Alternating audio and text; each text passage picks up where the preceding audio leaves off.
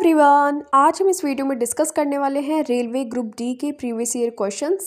तो ये आपके मिक्स टाइप ऑफ जीके के क्वेश्चंस होंगे। आपको इसको कम्प्लीटली टू द एंड ज़रूर देखना है। और देखिए, प्रीवियस ईयर क्वेश्चन बहुत ही इंपॉर्टेंट रोल प्ले करते हैं आपके किसी भी अपकमिंग एग्जाम में, क्योंकि ये सीधे सीधे कभी कभी रिपीट भी हो जाते हैं। तो आपको अंत तक इसको ज़रूर देखना है और इसको आपको खुद से भी सॉल्व करना है। तो स्टार्ट करते हैं। देखिए, हमारा जो फर्स्ट क्वेश्चन है, नवरोज़ त्यौहार किस धार्मिक समुदाय से संबंधित है? तो नवरोज़ जो त्यौहार है ना, वो पारसी धर्म से संबंधित है, यानी कि ऑप्शन नंबर डी आपका करेक्ट आंसर हो जाएगा। ठीक है। देखिए, अगर हम नवरोज़ त्यौहार की बात करें तो ये फारसियों का नव वर्ष भी कहा जाता है। इसकी शुरुआत हुई थी फारस, यानी कि आधुनिक नाम इसका क्या है, ईरान से इसका शुरुआत माना जाता है। और नवरोज़ का इतिहास 3000 साल से भी अधिक पुराना है। ये त्यौहार जो है ना, फारसी धर्म के संस्थापक जरथुष्ट्र से जुड़ा हुआ है।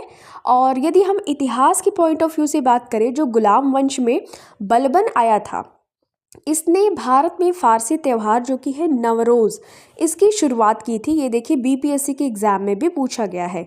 औरंगजेब की यदि बात करें तो ये क्रूर माना ही जाता था।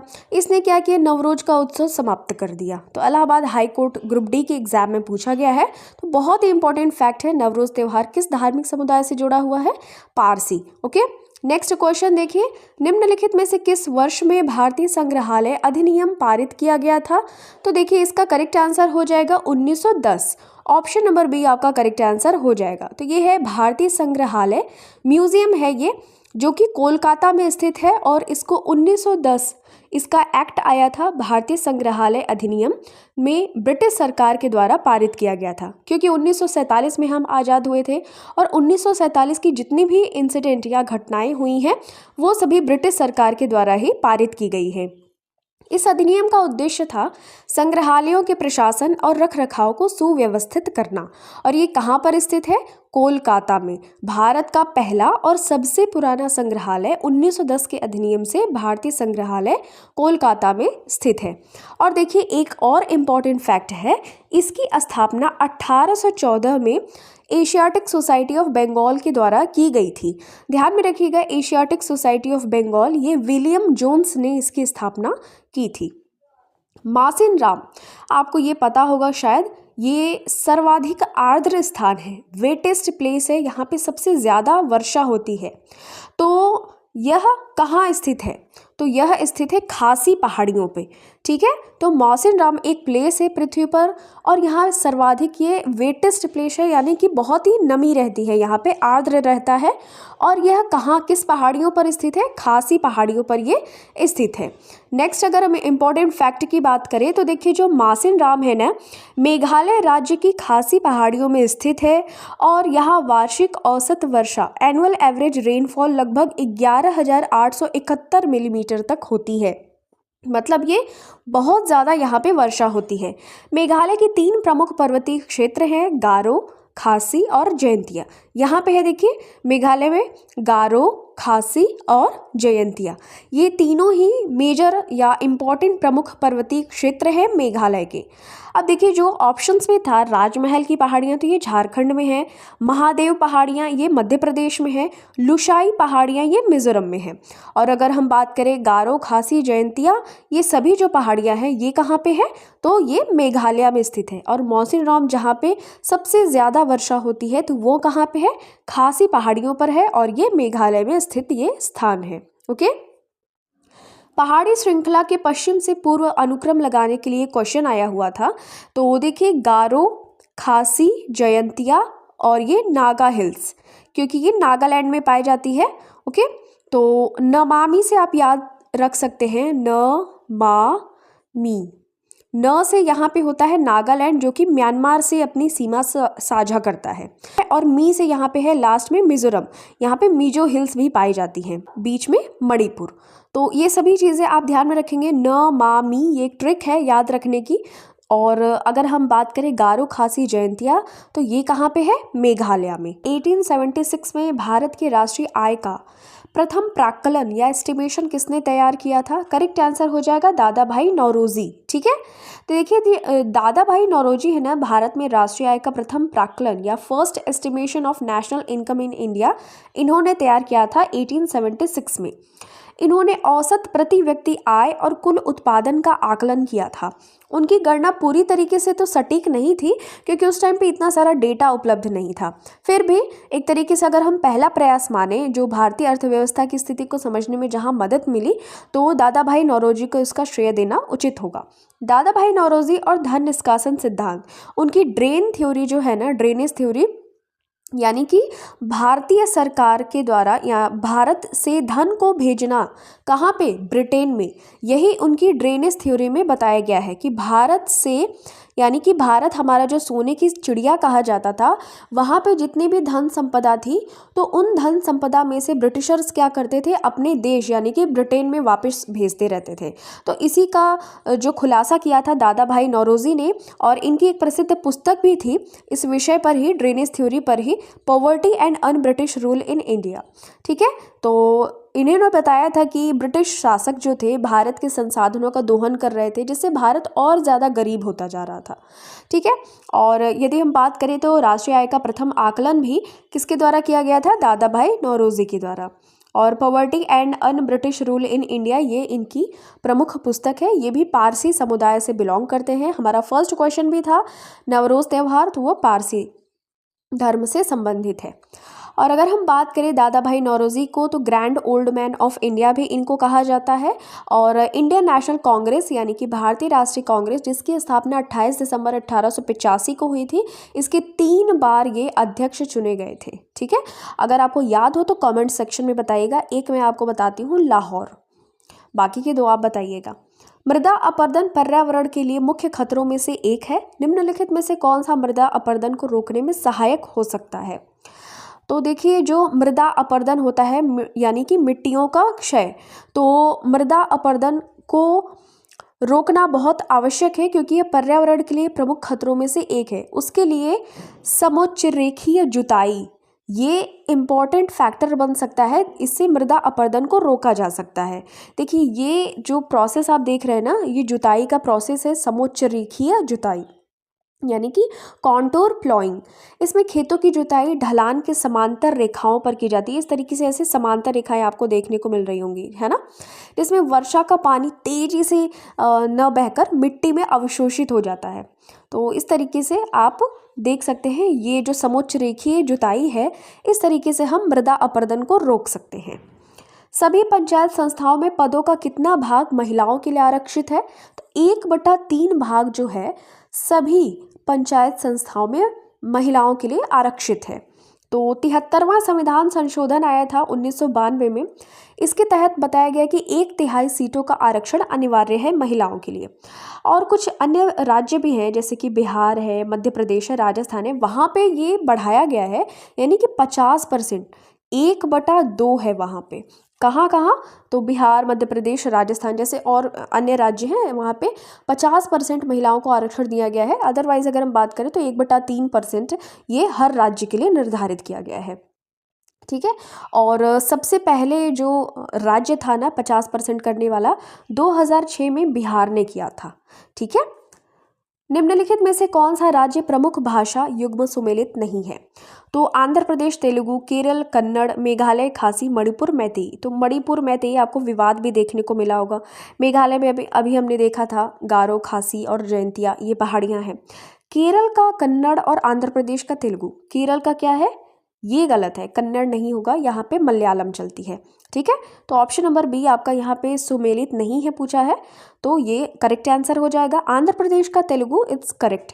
ठीक है, तो केरल की जो प्रमुख भाषा है मलयालम है, आंध्र प्रदेश तेलुगु, मेघालय खासी, मणिपुर मैतेई। वहाँ पे कुकी और मैतेई जनजाति का विवाद भी चलता है। वहाँ पे आई थिंक अभी प्रेसिडेंट रूल भी लगा है। प्रसिद्ध हाजी अली दरगाह इनमें से किस शहर में स्थित है? करेक्ट आंसर इसका हो जाएगा मुंबई में। तो यह जो दरगाह है हाजी अली दरगाह, ये सैयद पीर हाजी अली शाह बुखारी की समाधि है। यहाँ पे आप देख सकते हैं एक प्रसिद्ध सूफी संत थे और मुंबई का एक तट है वर्ली तट और वहाँ पर यह स्थित है। विशेष रूप से समुद्र के ज्वार भाटे के कारण प्रसिद्ध है, क्योंकि ज्वार के समय दरगाह का जो मार्ग होता है ना, ये जलमग्न हो जाता है, यानी कि जल में एकदम पूरी तरीके से डूब जाता है ज्वार जब समुद्र की ऊंची ऊंची लहरें उठती हैं इसमें। और अजमेर में यदि हम बात करें तो एक प्रसिद्ध दरगाह है जो कि है ख्वाजा मोइनुद्दीन चिश्ती की दरगाह, जिसको हम अजमेर शरीफ के नाम से जानते हैं। ठीक है, निम्नलिखित में से कौन सी नदी अमरकंटक पहाड़ियों से निकलती है? तो करेक्ट आंसर हो जाएगा नर्मदा। तो नर्मदा जो है ना वो अमरकंटक पहाड़ियों से निकलती है, ये चीज़ आपको ध्यान में रखिएगा। और यह विंध्य और सतपुड़ा जो पर्वतमालाएं हैं उनके बीच में स्थित है। विंध्य और सतपुड़ा पर्वत के बीच में कौन सी नदी बहती है? तो नर्मदा नदी बहती है और यह मध्य प्रदेश के अमरकंटक नामक स्थान से निकलती है। और यह नदी क्या है? पश्चिम की ओर बहने वाली प्रमुख नदियों में से एक है। और ये कहाँ जाके गिरती है? तो ये जाके गिरती है अरेबियन सी में, ओके, यानी कि अरब सागर में। मध्य प्रदेश की जीवन रेखा या मध्य भारत की जीवन रेखा अगर कहें तो नर्मदा नदी को माना जाता है। नर्मदा नदी पर एक बांध भी है जो कि नाम है उसका सरदार सरोवर बांध। ठीक है, ये इतने इंपॉर्टेंट फैक्ट है, आपको ध्यान में रखना है। नेक्स्ट क्वेश्चन, उपभोक्ता अधिकारों के संदर्भ में COPRA इसका फुल फॉर्म क्या है? इसका फुल फॉर्म पूछा गया है। करेक्ट आंसर इसका हो जाएगा consumer protection act. Option number आपका सी करेक्ट आंसर हो जाएगा। देखिए CO कंज्यूमर से CO लिया गया है, PRA प्रोटेक्शन से PR लिया गया है और एक्ट से A लिया गया है। ठीक है, तो कोपरा, तो कोपरा का पूरा नाम है कंज्यूमर प्रोटेक्शन एक्ट, जिसे हिंदी में हम उपभोक्ता संरक्षण अधिनियम कहते हैं। यह अधिनियम 24 दिसंबर 1986 को भारत सरकार के द्वारा लागू किया गया था। ध्यान में रखिएगा ये डेट, और 1986 में। इसका उद्देश्य है जो भी कंज्यूमर्स हैं, यानी कि जो हम सामान खरीदते हैं, हम उपभोक्ता हो गए, यानी हमने किसी प्रोडक्ट या उत्पाद को खरीदा और उसका हमने उपभोग किया यानी उसका इस्तेमाल किया, तो हम क्या हो गए? उपभोक्ता हो गए।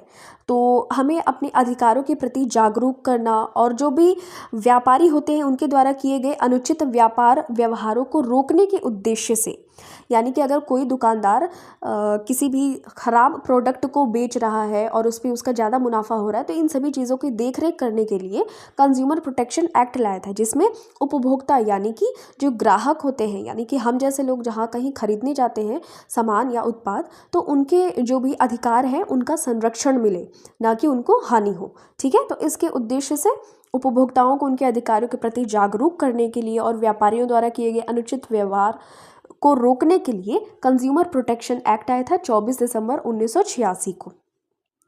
अब देखिए ध्यान में रखिएगा, इसको रिप्लेस भी किया गया था उपभोक्ता संरक्षण अधिनियम 2019 से। ठीक है, तो ये चीज़ ध्यान में रखिएगा। 6 अगस्त 2019 को संसद ने डिजिटल युग में ग्राहकों के सामने आने वाले नए मुद्दों को संबोधित करने और उपभोक्ता शिकायतों के त्वरित और कुशल प्रशासन समाधान की पेशकश के लक्ष्य के साथ में उपभोक्ता संरक्षण विधेयक 2019 पारित किया था। 24 दिसंबर की डेट भी आपको ध्यान में रखनी है। कंज्यूमर्स डे हम सेलिब्रेट करते हैं। संगाई हिरण इनमें से किस भारतीय राज्य में पाई जाने वाली एक स्थानीय प्रजाति है? संगाई हिरण आप देख सकते हैं मणिपुर में पाई जाती है। ठीक है, ऑप्शन नंबर बी आपका करेक्ट आंसर हो जाएगा। देखिए जो संगाई हिरण है ना, मणिपुर राज्य में पाई जाने वाली एक दुर्लभ और स्थानीय प्रजाति है। यह हिरण मुख्य रूप से मणिपुर के जो एक राष्ट्रीय उद्यान है, नेशनल पार्क है केबुल लामजाओ, यहाँ पे पाया जाता है। और केबुल लामजाओ की खासियत ये है कि यह एकमात्र तैरता हुआ राष्ट्रीय उद्यान है पूरे ऑल ओवर वर्ल्ड में, दुनिया में। कि संगाई हिरण मणिपुर का राज्य पशु भी है और यह संकटग्रस्त प्रजातियों की सूची में शामिल है। और ये लोकटक झील कहाँ पे स्थित है? केबुल लामजाओ राष्ट्रीय उद्यान है, नेशनल पार्क है वहाँ पर। ठीक है, और लोकटक झील को तैरती झील भी कहा जाता है या तैरते द्वीपों का झील भी कहा जाता है। नेक्स्ट क्वेश्चन है, देखिए 29 अगस्त सन 1956 में भारत हेवी इलेक्ट्रिकल्स लिमिटेड को वाणिज्य एवं उद्योग मंत्रालय के तहत सार्वजनिक क्षेत्र में हेवी इलेक्ट्रिकल्स इंडिया लिमिटेड के रूप में पंजीकृत किया गया था। ठीक है, तो जो ये भेल यानी कि BHEL, इसकी स्थापना 29 अगस्त 1956 को की गई थी। इसी के बारे में ये बोला जा रहा है, Bharat heavy electricals limited. Okay. और BHEL जो भेल होता है उसका काम होता है विद्युत उपकरणों को डिज़ाइन करना, इंजीनियरिंग, निर्माण, परीक्षण, कमीशनिंग और सर्विसिंग करना है। अनुच्छेद 279, तो 279A इनमें से किस संवैधानिक निकाय से संबंधित है?